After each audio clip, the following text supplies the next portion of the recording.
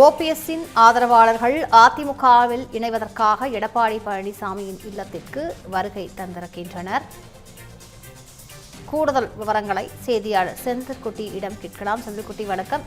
எவ்வளவு ஓபிஎஸ்ஸின் ஆதரவாளர்கள், எவ்வளவு பேர் அங்கே குவிந்திருக்கிறார்கள், அவர்கள் என்ன கூறுகிறார்கள், விவரங்களை பதிவு பண்ணுங்க. முதல்வர் ஜெயலலிதாவுடைய மறைவுக்கு பின்னர் அதிமுக பல்வேறு குழுக்களாக பிரிந்து செயல்பட்டு வந்தது.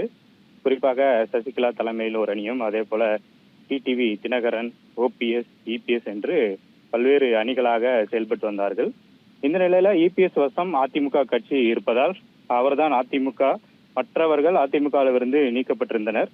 டிடிவி அமமுக என்ற கட்சியை தொடங்கியிருந்தார். அதே போல சசிகலாவுக்கு தனி கட்சி தொடங்குவதற்கான அனைத்து பணிகளும் தற்போது மேற்கொண்டு வரப்படுகிறது. இந்த நிலையில தான் அதிமுகவில் அனைவரும் இணைந்து செயல்பட வேண்டும் என்று ஓபிஎஸ் உரிமை மீட்பு குழு என்ற ஒரு விஷயத்தை தொடங்கி செயல்பட்டு வந்தார்.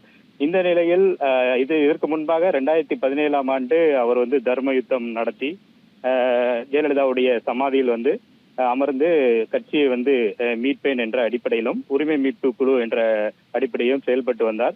இந்த நிலையில்தான் தேர்தல் வரக்கூடிய இந்த சூழ்நிலையில ஓபிஎஸ் ஆதரவாளராக இருக்கக்கூடிய எம்எல்ஏக்கள், முன்னாள் தற்போதைய எம்எல்ஏவா இருக்கக்கூடிய மனோஜ் பாண்டியன், வைத்தியலிங்கம் ஆகியோர் திமுகவுக்கு திடீரென திமுகவில் இணைந்தனர்.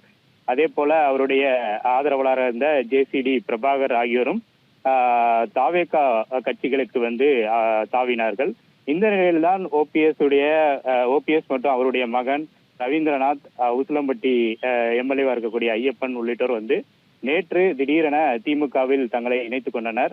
இந்த நிலையில் இன்று ஓபிஎஸ் தீவிர ஆதரவாளர்களாக செயல்பட்டு வந்த கொளத்தூர் கிருஷ்ணமூர்த்தி, இதே போல தஞ்சாவூர், ஒரத்தநாடு பகுதிகளில் இருந்து கிட்டத்தட்ட ஒரு 30க்கும் மேற்பட்ட ஓபிஎஸ் ஆதரவாளர்கள் அனைவரும் தற்போது அதாவது தங்களுடைய கொள்கைக்கு எதிராக இருக்கக்கூடிய கட்சியில் ஓபிஎஸ் இணைந்து விட்டார். அவருடைய ஆதரவில் அவருக்கு இவ்வளவு நாள் ஆதரவு கொடுத்து வந்த நிலையில நேற்று அவர் தங்களுடைய கொள்கைக்கு எதிரான கட்சியில் சேர்ந்ததன் காரணமாக தாங்களுடைய முடிவை மாற்றி மீண்டும் அதிமுகவில் தங்கள் இணைத்துக் கொள்ள வேண்டும் என்ற அடிப்படையில அதிமுகவுடைய பொதுச் செயலாளர் எடப்பாடி பழனிசாமியுடைய சென்னை பசுமை வழிச்சாலையில் இருக்கக்கூடிய அவருடைய இல்லத்தில் அவரை தற்போது நேரில் சந்தித்து தங்களை அதிமுகவில் இணைத்துக் கொள்ளக்கூடிய அந்த நிகழ்வை ஈடுபட்டிருக்கிறார்கள்.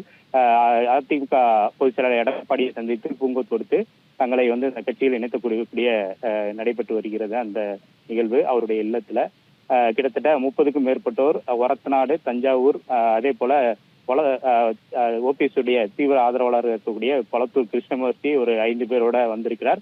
அவர் மிகப்பெரிய அளவுல 2000 பேருக்கும் மேற்பட்டோரை இந்த கட்சியில இணைப்பதற்கான வழிகளை மேற்கொண்டுட்டு இருக்கிறார். இன்னும் ஓரிரு நாட்கள்ல அதிமுக கட்சி தலைமை அலுவலகத்துல அந்த 2000 பேருக்கும் மேற்பட்டோரை அழைத்து ஓபிஎஸ் ஆதரவாளர் அனைவரையும் இபிஎஸ் தலைமையிலான அதிமுகவை இணைப்பதற்கான நடவடிக்கையை எடுப்பார் என்று அவர் தெரிவித்திருக்கிறார். மேலும் அவர் தற்போது சந்தித்து வருகிறார்.